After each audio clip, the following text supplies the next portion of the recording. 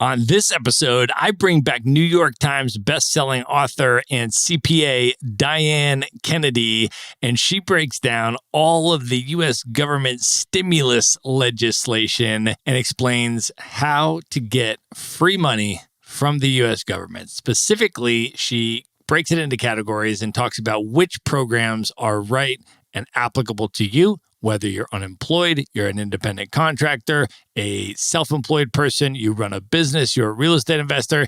She goes through it all here and even pulls out some programs that the mainstream media is not talking about. And she also talks about her personal real estate investing portfolio and how her rental properties are holding up during COVID-19.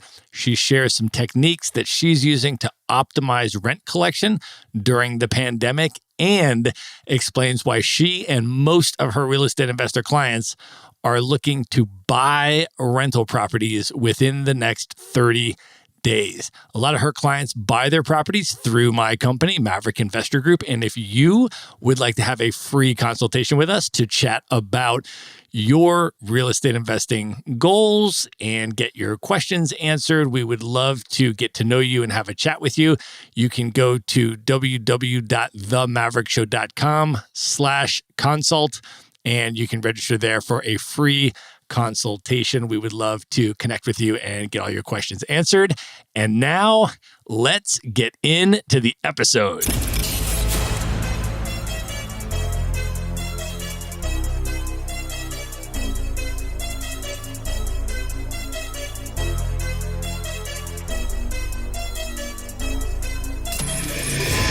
This is the Maverick Show, where you'll meet today's most interesting real estate investors, entrepreneurs, and world travelers, and learn the strategies and tactics they use to succeed. And now, here's your host, Matt Bowles. Hey everybody, it's Matt Bowles. Welcome to the Maverick Show. My guest today is Diane Kennedy. She is a certified public accountant, real estate investor, location independent entrepreneur, and the New York Times bestselling author and co-author who has written 15 tax and real estate books. Diane has over 35 years experience advising some of the nation's wealthiest and most prominent business owners and real estate investors, including Rich Dad, Poor Dad author Robert Kiyosaki, and she wrote one of the first books in his Rich Dad Advisors series. Diane's mission today is to disclose the money-making, tax savings, and asset protection secrets used by the super rich and explain them to everyday Americans using real language with actionable steps. She is the co-founder of U.S. Tax Aid Services and the founder of Cash Flow Accounting, both of which are completely virtual companies that she can run from anywhere in the world. And she and her husband, Richard, have traveled to over 40 countries. She has just published her latest book entitled Corona Tax, Free Money, New Opportunities. Diane, welcome back to the show. Oh, it's so good to talk to you, Matt. I always just enjoy hearing what's going on in your world, too. This will be a fun conversation. I'm so excited to have you back. If anybody missed the first episode when you were on the show, that was episode number 42. And I want to encourage people to listen to that because we went through your entire entrepreneurial journey, how you built your location independent accounting firm. And we went through a whole bunch of real estate tax strategy on that particular episode. So I want to make sure folks go ahead and listen to that. I wanted to bring you back today to just dive in and have a conversation with you about all of the stuff that's going on right now in the COVID-19 environment in terms of the stimulus bills that have been passed, the opportunities out there for business owners, real estate investors, all this kind of stuff. And of course, to chat about your new book that addresses a lot of that. But let me just start off, Diane, and ask you, where are you calling in from today and how are you doing? Are you staying safe and healthy and sheltering in place and all that? Well, I'm calling in right now from Baja California. We're about an hour south of the border. We have a house that's on the Pacific Ocean. And so I'm in my home office looking at the ocean right now. And it's a beautiful sunny day. It's gorgeous here. We have a little bit of property. So, we do shelter in place here and it's not bad. We got a pool, we've got a garden, and I got the ocean. And we got food delivery. I mean, this is pretty awesome. That's awesome. Well, let me also check in with you because I know that you are a real estate investor Mm. and have for decades, used the strategy yourself to buy and own rental properties to build your own wealth. How has the COVID-19 impacted your real estate investments in terms of tenants paying rent and all that kind of stuff? How is your portfolio holding up? It's an interesting question because just like I'm a firm believer in real estate. I mean, my whole philosophy is build a business, take the money, invest in real estate. And we have only one of our tenants who lost his job through all of this. He's located actually in Phoenix, Arizona, and he and his wife have both are now unemployed, I think, for the first time in their lives because they seem kind of shattered almost by it. And they can't go out and find another job. And so they're kind of stuck. And if anybody's been following how unemployment's working, as of today, most states don't have the unemployment programs working. It's a 4 to 5 week lag in Arizona, for example. And just as a strategy there is my husband called him and, how are you doing? What's going on? And he said, how about, would you guys be able to pay half the rent this month? And then we'll work the other half out when you get your job or you get unemployment, and we can work that out. I thought the guy was going to cry. He was so happy with that solution because I don't think he'd ever been in this position before. And I'd heard about this from a few of my other clients that have got a lot of real estate. They're calling all of their tenants or having the property manager do it, and not to hassle them, but just, are you guys okay? What's going on? And then trying to work out a solution, because having your tenant pay you something is better than them paying nothing. What we have with the CARES Act, as you might be aware, that there is an eviction moratorium in there, but it's only for specific government-backed loans. So Fannie and Freddie, for example, or HUD. And if you have private funding, or if you're free and clear on your property, or you have like an apartment building, you're not going to have that kind of loan. But for a lot of single-family homes, you may have it. And if you do, then you do have a stay that there is an eviction stay. Somebody could say they're not going to pay you and there's nothing you can do about it. However, it's better to have them on your side and working together, I believe. So having them pay you something is better than nothing, and with an agreement that down the line we're all going to work this out. Because if they've been a good tenant, you want to keep them. You don't want in 3 months when this is over to kick them out. Right. I think that's really important. And I think communication really is the best thing. And, showing genuine empathy at this time. And like you said, people appreciate that. And then they reciprocate, and that's really the way to work through a lot of this stuff. And then you can just have that conversation, that creative resolution. What is your situation? Tell me what you're going through. And then you can work out together what that payment plan might be. And, that works best for everybody. So I think proactive communication is definitely the right thing at this time. I think it's an important thing you mentioned about the eviction moratorium, Diane, because some of it, as you mentioned, there's a federal piece of it there, and then there's also state-specific pieces there. But for people that are considering, through this time, of course, the proactive communication, I think, and the empathy and negotiating with the tenants and just making sure that a plan is in place that works for everybody, I think is definitely the best way to kind of get through this. But then for people that are thinking about buying rental properties right now, and increasing their acquisitions right now, most of that is going to be over with. Those eviction moratoriums, the longest ones I think expire in maybe September or something, right? Like a 6 months since the CARES Act was passed or something. It's actually 4. Yeah. Yeah. Oh, is that all it is 4? Yeah. It's basically, for most of it, is the end of July. Most of this goes away. Oh, okay. So then most people won't even have to, have that as part of their equation when they're considering buying new properties at this time. Is that right? Right, exactly. It's interesting because one of the trends that I'm watching is how many people are now wanting to grow their own food because there's a concern about what's happening, and they want to move out of the apartments and into single family homes so they can put a garden in, or have a deck where they've got some tomatoes growing or something, because there's concerns about what's going to happen. And I think there's been a little bit of a back to nature move of everything. It's like, hey, we sheltered at home, we kind of like it, we want to make our place we shelter a little bit friendlier and more conducive to life. Yeah, I think that de-densification trend that you mentioned about people moving out of apartments and, really dense communal living spaces, particularly buildings that share elevators and laundry rooms and, all of that kind of stuff. I think there's definitely, a lot of the property management companies that I've been talking to are definitely seeing an increased demand for single family rental properties as folks start moving out of apartments and into those single family homes. And I think that's only going to be bolstered if there's tightening mortgage restrictions or if fewer people can qualify to buy their house. Then that's just going to increase rental demand for single family rentals as well. You agree? Yeah, absolutely. That's what we saw at the end of 2008. I mean, people that were able to hang on as landlords that had good cash flowing properties, they really did well because people that lost their houses that they couldn't afford to stay in anymore, they had to go live somewhere. And so the rental pool just became much larger. But, it's interesting. You were just mentioning about elevators and whatnot. I know that there are moves in some countries where they're banning elevators. And I'm just thinking, it's like, great. I would really not want to live on the 30th floor of an apartment building without an elevator, for example. Right. For sure. For sure. Do you have any other sort of real estate trends that you're observing or sort of tips for people that are interested in getting into the game or increasing their real estate acquisitions at this time? Things that they might want to pay attention to or think about and consider that's going on right now? Yeah, I would say primarily my client base are people that are really heavily real estate investors, and they are watching for a little bit. And I would say for a little bit, like 30 days or less, because there is a concern we're going to see inflation kicking in here, and real estate is just a wonderful hedge against inflation because your dollar is worth less, but the property you have will and the rent you have will generally increase with inflation. So it's one of the best investments you can have in inflationary times.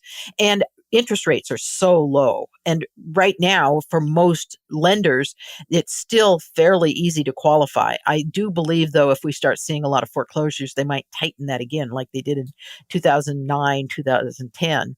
So that's why they're watching, just because they're trying to get their feet under them and figure out where they want to go. But they're not going to wait. They're not waiting for a big crash to happen because the better time is to buy when you can rather than when it's at the very lowest price because you might have to go in with all cash in that case. So don't wait is the answer I would say out of all of this.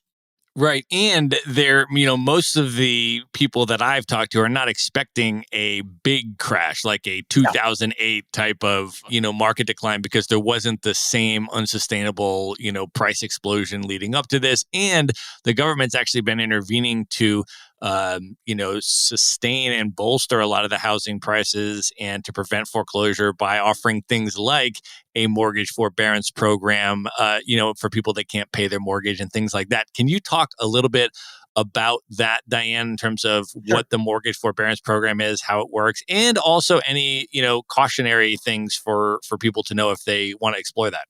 You bet. Okay, so there's actually a number of forbearance programs right now. The mortgage forbearance is something that's actually dictated by the government for, again, federally subsidized loans, Fannie, Freddie, that type of thing. Interestingly enough, when this first came out, there was a concern. And in fact, a major bank was saying, yeah, fine, we'll give you the 3 months forbearance like we have to, which means you don't have to make those payments then. But then on the fourth month, you have to make that fourth month payment and the other three. And one of the big banks publicly said that, which was scary to say the least. It's like, okay, if I couldn't make the payments for the last 3 months, how am I going to come up with 4 months? So there was a lot of concern about what that meant. The government came back in and addressed it and has now mandated that in the case of Fannie and Freddie and HUD, that they have to do some kind of workout program. They can't demand all the payments in that fourth month.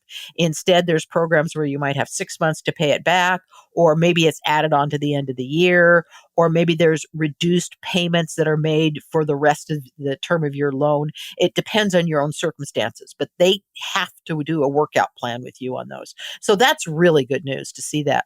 Just to throw out a couple of other things, although they're not federally mandated, but I know this does affect some people. Student loans, there's a number of changes with those. For example, you don't have to make the payments. You get some forbearance there. Interest and penalties do not apply. If you're currently in some kind of workout program on your student loan, that's also subject to forbearance. You don't have to worry about that. There's also benefits for employers if they pay up to $5,250 of your principal on the student loan. They get a deduction. It's not taxable to you. So if you've got student loans, take a look at that. I've got a whole section on that in my book, Corona Tax. Additionally, you've got a car loan that's with the car manufacturer. They've got forbearance plans now. Just as an example, General Motors with GMAC has got that, and credit card companies have got workout plans too. So we're seeing things we didn't see back in 2008, 2009. Everybody's jumping in to try to help, which is a wonderful state to be in. And I think that means that things aren't going to crash as badly. Another reason that I'm very hopeful and happy about real estate, and we're watching it, figure out what we're going to do next too, because we'll probably be jumping in as well again. Yeah, that's awesome. I think that's really, significant that, these mortgage forbearance programs, even for people that don't need to use them, the fact that they're for other people, your Mm, neighbors or your yeah, fellow real estate investors to use to make sure that, they hang on to their property, it doesn't go into foreclosure and therefore it doesn't cause the price dip. That's actually helping to sustain a lot of these, a lot of these housing prices throughout this thing. So I think that a lot of these dynamics and the choices that, the government's making to do some of these things are going to have, there's going to be a lot of very different effects than there were in the last crash, not to mention where we were starting from, in terms of like, yeah, the mortgages that people have on these properties, and getting a 30-year fixed mortgage is very different from getting a stated income, no asset, right. loan that you don't qualify for. And, With a balloon. yeah, Yeah.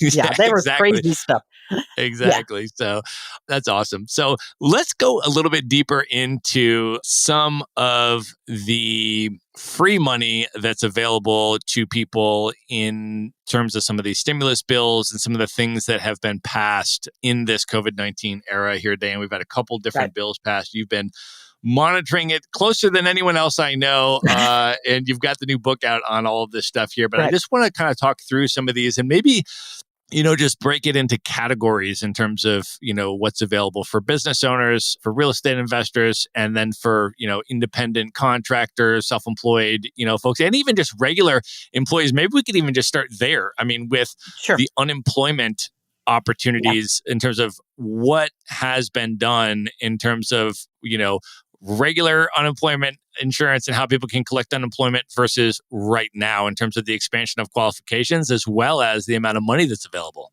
Yeah. Okay. So unemployment.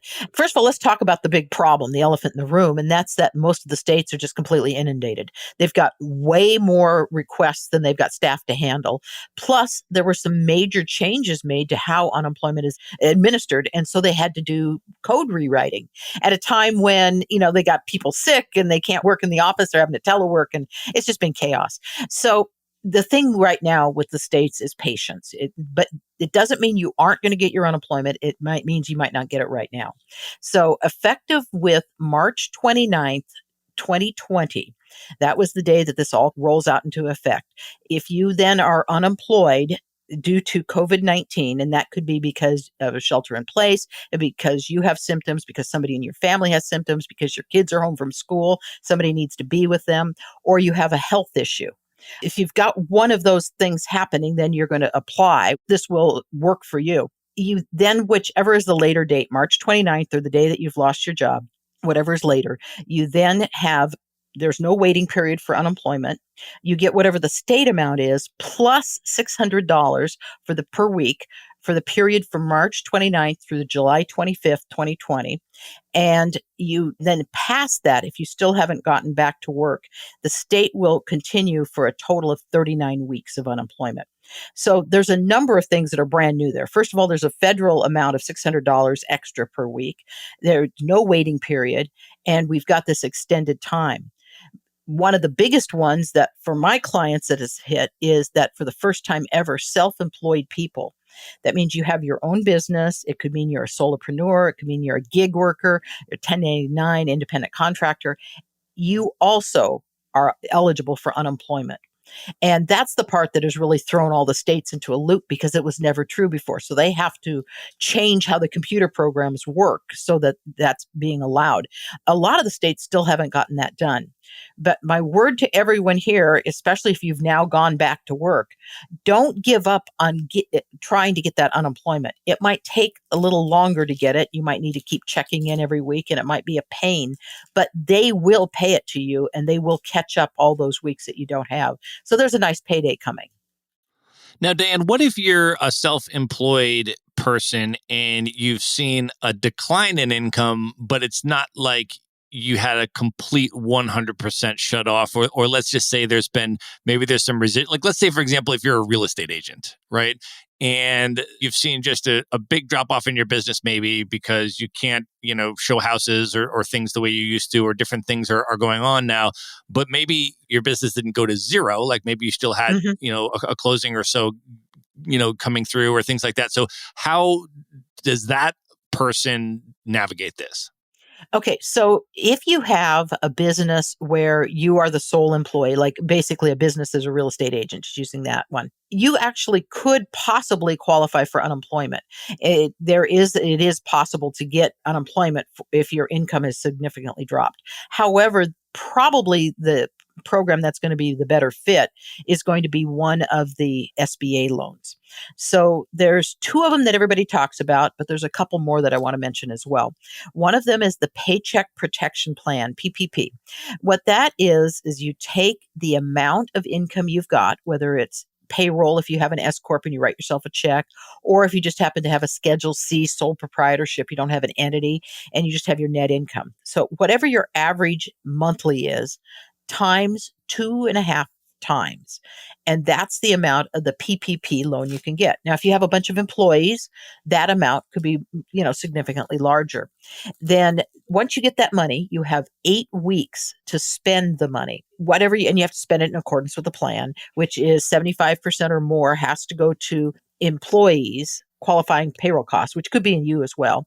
And then the other less than 25% can go toward rent and utilities. Once that's done, it's a grant that's forgiven. Now, let me give you a little asterisk that we just kind of got handed I didn't see that one coming this weekend. By the way, for people who buy the book Corona Tax, what I'm doing is I'm giving you a link into a VIP group on Facebook. It's a secret group. And I'm going to be giving updates on this because this is a very dynamic part of law. For example, we just had the IRS give us a ruling none of us expected this weekend. When Congress wrote this with the PPP amount, that 2.5 times, whatever you spend in 8 weeks, it's forgiven. They also said that money's tax free. Great. Well, the IRS said, fine, that might be tax free, but now all those expenses that you used in order to qualify for that, we're not going to let you take a deduction for. So, in other words, it is taxable. It's not tax free because they just took a whole bunch of deductions away from you. And Congress this morning said, that's not what we said. So, Congress is now meeting to refine the wording in this, and we'll see if it passes through. Probably it is, because I think that it was a case of just poorly worded and the IRS jumped on an opportunity. But that's the kind of thing that's happening right now in this area of tax law is what time is it? And I'll tell you the answer because it's changing so quickly. But that's the PPP loan. I think it's a great deal. It still has money. It's one of the few SBA programs that did lose money for a while, got refunded, and it's got about half of the money spent now. But you can still make application for that through an SBA lender, your bank. I've heard that PayPal has got one of the better plans. They're qualifying pretty fast through PayPal. Also, QuickBooks has got that. If you've got QuickBooks Online, you can use that. You can go through them. There's a few other companies like that. I think Square or Stripe is doing it as well. And sometimes they seem to be faster than the big banks. Okay, that's the PPP loan. The next one that we hear more about is the EIDL, the Economic Injury Disaster Loan. And this is the one, by the way, that real estate investors, it also specifically said real estate investors can use this. And initially it was touted as you could get an advances of up to $10,000. And if you follow these rules, it's a grant you don't pay tax on. When the SBA got a hold of it, though, they changed it and said, no, you don't get $10,000. Instead, what you get is $1,000 per employee. So real estate investors maybe aren't going to be able to use this one like we'd hoped for. That's because the advance, anyway, is going to be predicated on having employees, and generally real estate investors don't have a lot of employees. So that might not be quite as good as we'd hoped for. And they ran out of money, they got an infusion of cash, and they still have not added any additional loans. In other words, they're not taking any more loans now. They think that they need all that second infusion of cash just to pay for the ones that people have applied for. We'll have to see how that sorts out.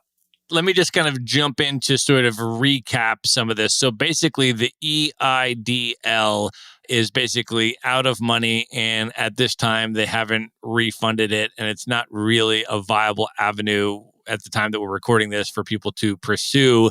But the Paycheck Protection Program is the premier option for both business owners that have employees Right. to get about 2.5 months worth of their payroll, or for independent contractors, solopreneurs. All those folks are also eligible. Even if they are the only solo person, they're still eligible to apply for the PPP and get about 2.5 months worth of their wages that they pay themselves or their 1099 income that they earn based on the average of their 2019 income. Is that how it's calculated? Yeah, it's 2019. Yes, that's that.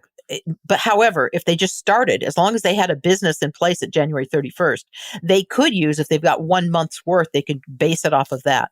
Okay, got it. And then just to be super clear, we're using the term loan, but the PPP program for these 2.5 months is a forgivable loan. And I just want you to clarify what that Mhm. means and what the criteria is to get it forgiven. And do you have to document that, or how does that work? Sure. So the way it is you make the application, it's 2.5 times whatever it is. Let's just use a number. Say you've got $10,000 a month. So you're going to get $25,000 in a quote unquote loan. You get the money in your account. You now have ready, set, go, 8 weeks to spend it. If you spend all of that money in accordance with the program, you do not have to pay it back. So the things you can spend it on, 75% or more have to be in qualified payroll costs. So that would be the gross amount of payrolls that you pay, or it could be payments that you make to yourself. If you pay anyone over $100,000 a year, you're limited to only the amount of that first $100,000. Additionally, any amount that you're paying for medical insurance for you and employees and retirement plans. So, for some people that are worrying, how am I going to spend all this money? Maybe it's time to get a retirement plan real quickly set up and fund it during that time, that 2 week period. The other less than 25% can be paid for used for rent and utilities. And utilities can be, anything that goes along with the business, your internet, your cell phone, water, power, electric, those kinds of things as well. As far as documentation, it's actually kind of silent in the CARES Act on what that is, and they're leaving it to the lender to determine what exactly they want to see. Most likely, they're going to want to see proof of canceled checks or debit transfers or PayPal, or some way that you can prove that you actually paid for whatever that expense was. In the case of rent, they might want to see some kind of a lease agreement, and other than that, maybe bills for the utilities, and then just proof of what the payroll is. The challenge sometimes that people run into is maybe I need to have some more money to spend. And that's where we talk about, well, maybe do a bonus to yourself or your employees. There are two additional rules here. The one that I've mentioned already is 75% or more has to be for qualified payroll accounts. The second is you have to have the same number of what they call full-time equivalents. So if in the year prior you had 5 employees and now you have less than 5, you're going to have less that's forgiven. You have to have the same number of people still working for you. It doesn't have to be the same people, but you have to have the same number. Okay, so to get the money completely free, meaning they Yes, give it to you, they say, this is a loan, but if you meet these conditions, we're going to forgive the loan. So it's literally just free money.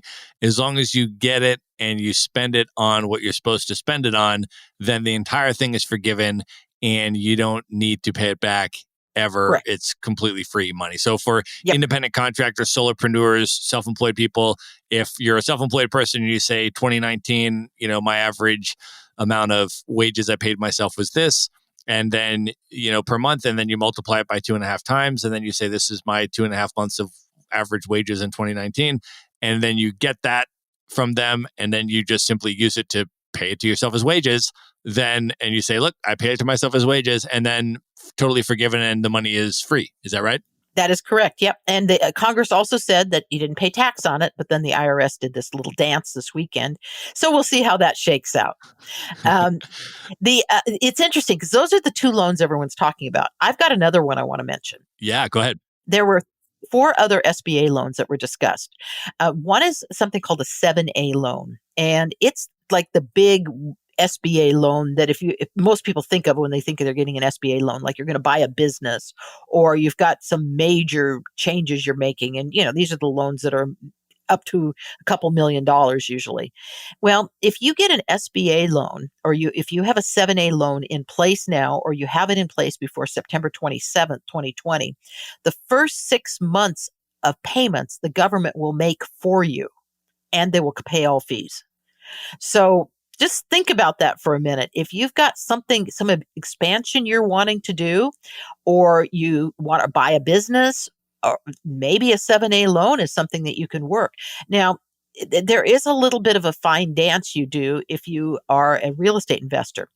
As a passive real estate investor, you normally can't qualify for the 7A loan. However, if you have vacation rentals or Airbnb or something like that, or part of those in there, then it does count for 7A.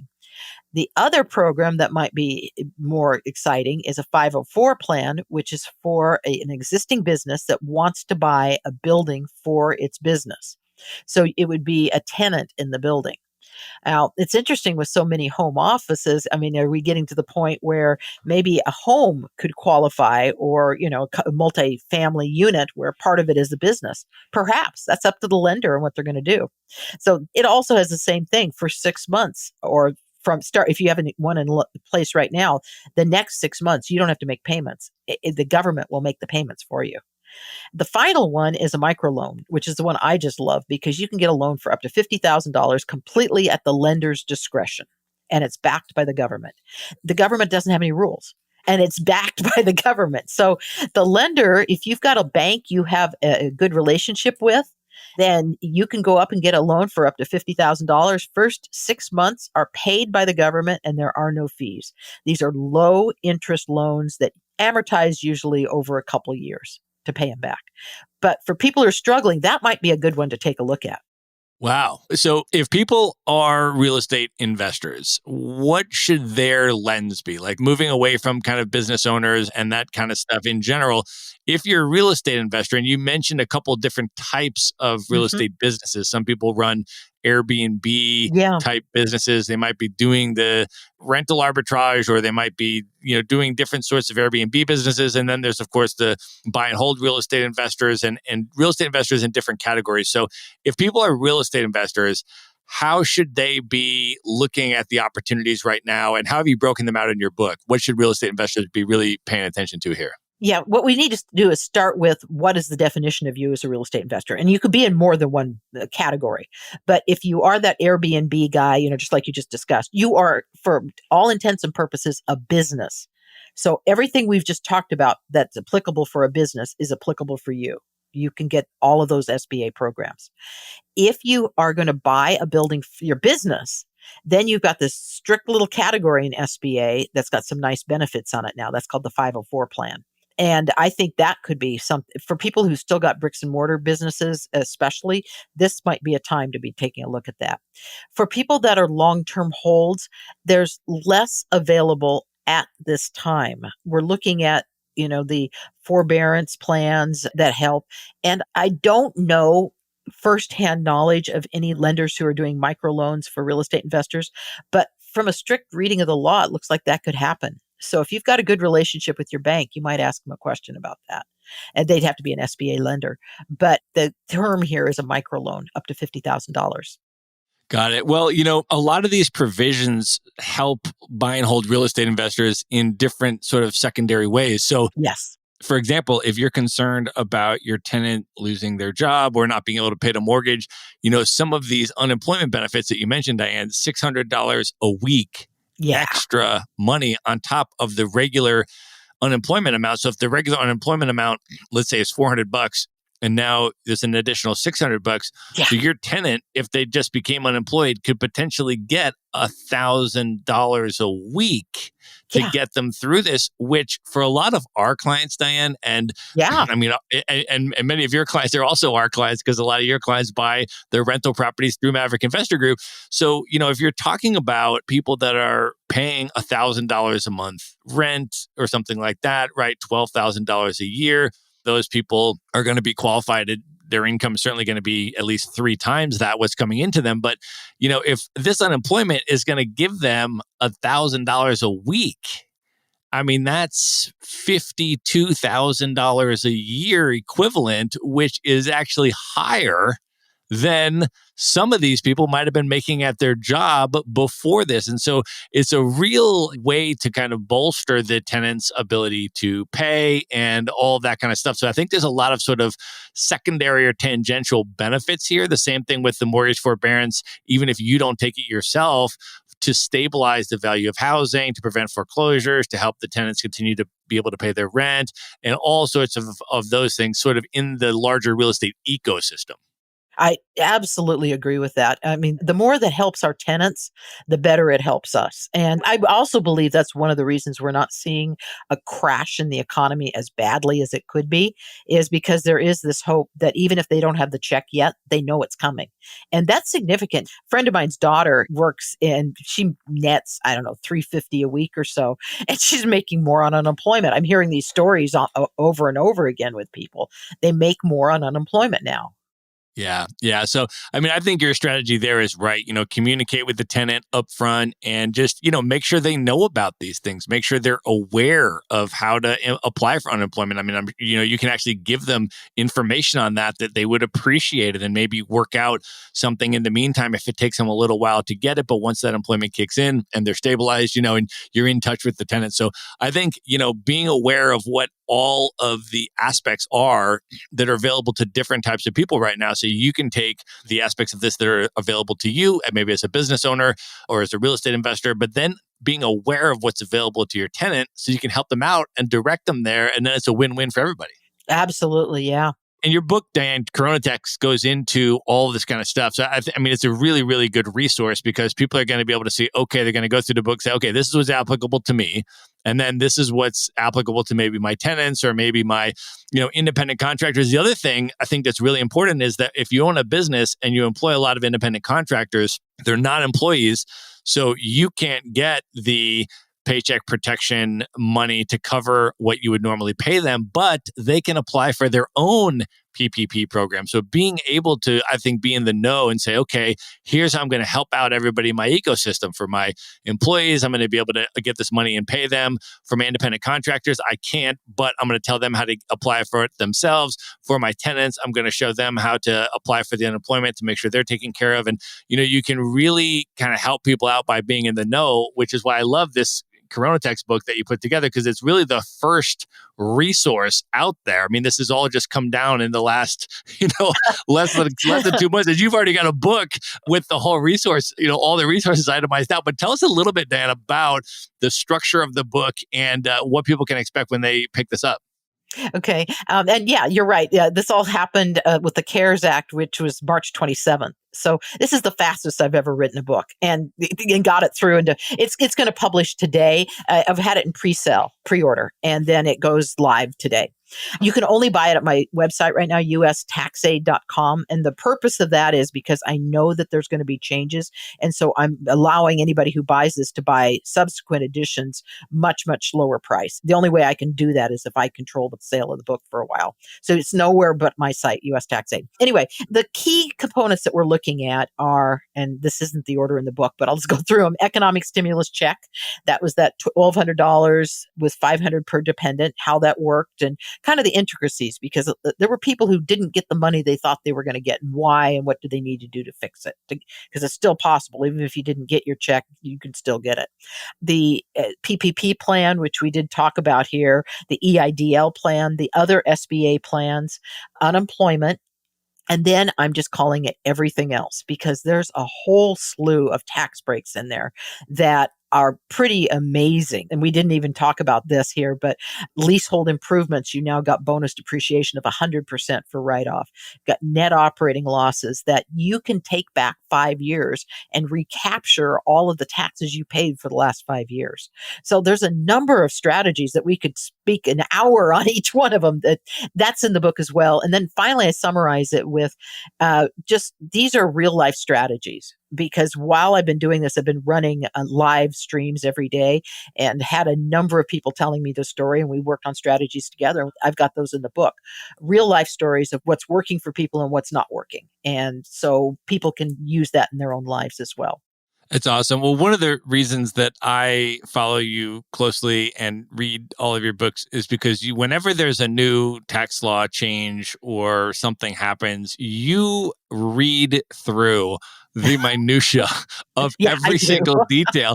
What a lot of people will do is they'll just like watch the news or they'll read an article in a major newspaper and it'll highlight a couple of the big things. So people might have heard of the Paycheck Protection Program and they certainly heard of the $1,200 stimulus check or, some of those major things. But you tend to pull out these additionally, like all of these little things that, people like, really? I've never heard about that or the media hasn't covered that. Can you give us, an example of maybe one or two things in this book that most people have probably not heard of just through the mainstream media? Well, the one that I'm absolutely shocked nobody's talking about is the student loan program. And I mentioned that already, but there's, it must be 8 different things that are ways for you to reduce your student loan or reduce the interest, not make payments, calibrate your payments. There's a whole bunch of changes that are in there. And I'm just shocked because this could help a lot of people by just understanding all the different possibilities there. I think for strategies, one of the strategies I'm going to be talking about with my clients is this is the year 2020 where if things are a little bad, we're going to make it on paper anyway look real bad because we're going to go capture a bunch of money back from the past years. And that's file early in 2021, get your money back. Meanwhile, if you are going to work, I would not have extra withheld from your check. If you're the kind of person who always has a refund, this is not going to be the year you want a refund next year because the IRS is going to continue to be slammed with work. As soon as the economic stimulus checks hit, they basically slowed down on all tax refunds and because they just don't have the manpower to do it all. And the same thing's going to happen next year when everybody is hitting with these new tax laws. Well, it's amazing to me that you got the book out that fast. And actually, for anybody that's not heard your previous episode of the Maverick Show, episode number 42, one of the other things that I went through in that episode was your writing process. And really drilled down on that because you've now done 15 books. You've had New York Times bestsellers, Wall Street Journal bestsellers. And I wanted to know, how are you this prolific and this substantive at the same time? And we really drilled down on your writing process in the last episode. And I've actually been referring a lot of people there that are interested in writing books or that kind of stuff in terms of how you do that. So if somebody's amazed that, this all happened just at the end of March and you've already got a book out about it, I want to refer them to episode 42 if they're interested in the writing process and sort of how to do that. But Diane, I want to ask you if you can just expand a little bit. When somebody gets Corona Tax and they buy the books through your website, what is that VIP Facebook group that you mentioned that they would automatically get access to? What will they expect there? And is that totally free? Yep, it is free. There's actually 3 bonuses. And this, by the way, is just for a limited time. So if you're listening to this broadcast later, I'm sorry, because I had to cap my VIP group. So it's going to be just playing for a little bit here. You're going to be invited into a secret group. And what we're going to do there, or private or whatever they call them on Facebook. And what we're going to do there is talk about specific strategies as this whole part just unfolds in our lives. The second part that's going to be available for everybody who's buying the book is you are going to be able to sign up to get email alerts as the law changes. And we know there's already talk of a 4th bill coming in. Or no, 5th bill. Sorry, we already had the 4th. And how's that going to impact what we've got? But it's not just the bills, because we've seen the Department of Labor, the SBA, the Treasury Department come in and change what's been written. The IRS has changed it as well. What is the law and how do you use it to help you in what your goals are. That's the purpose of those emails, is we get more strategy. And then the third one is that there is a discount coupon that I'm going to give you that you can get the updated editions, because I know we're going to be into probably second and third editions on this book as things change. And you're going to get it for just a fraction of the price, because I don't think you should have to pay full price again to get updated. I want to keep you informed so everybody listening here can prosper and help all of our economies grow. That's awesome, Diane. Okay, cool. Well, Diane, I want to thank you so much for coming back on the Maverick Show. It's always amazing to talk to you. Tell us one more time for folks, how can they get the book and get access to the Facebook group and come into your world? Where should they go exactly? Okay, you go to ustaxaid.com, and we have a full service tax practice. We do consultations, IRS representation, all of that. And that's through there you can listen to my various live streams, which I do on Facebook. You could read the blogs, get part of the email, so you get updates there. And that'll link you on over to the Facebook groups. Awesome. Yeah. And a lot of our clients use your tax services too. I mean, I want to mention that you work with a lot of the Maverick Investor Group, real estate investor clients, and a lot of the business owners that listen to the podcast use USA Tax Aid. So folks, if you're interested in accounting services as well, by all means, when you go to the USA Tax Aid site, in addition to checking out the book, feel free to register for a free consult, and you can at least see if that's good for you. And if you're interested in talking with Maverick Investor Group about buying rental properties at this time, or, developing a strategy for when you want to get into the market and start your acquisitions and kind of get your questions answered, we are here for you for that as well. And you can get a free consult with us as well at themaverickshow.com/consult. But Diane, we are going to put all of the links for everything that you mentioned in the show notes. So folks, you can just go to the show notes for this episode, themaverickshow.com, and just go to the Diane Kennedy episode. You're going to be able to get links to exactly how to get Diane's book, how to get all the free stuff that she talked about, and how to contact her company and sign up for that free consultation. Diane, thank you so much for being here. This was awesome. Oh, thank you. Thank you always. It's always great talking to your people because, hey, I'm at heart a real estate investor too. I love this stuff. Awesome. So good to have you here, Diane. All right. Good night, everybody. Be sure to visit the show notes page at themaverickshow.com for direct links to all the books, people, and resources mentioned in this episode. You'll find all that and much more at themaverickshow.com. Learn how Maverick Investor Group can help you buy cash flowing rental properties in the best U.S. real estate markets, regardless of where you live. Schedule a free phone consult today at themaverickshow.com/consult. Now you can buy rental properties with tenants and local property management in place, so you don't have to be a landlord or a rehabber. To get your questions answered and discuss how Maverick Investor Group can help you meet your real estate investing goals, schedule your free phone consult today at themaverickshow.com/consult. If you like podcasts, you will love audiobooks, and you can get your first one for free at themaverickshow.com/audiobook. Whether you want the latest best-selling novels or books on investing, business, or travel,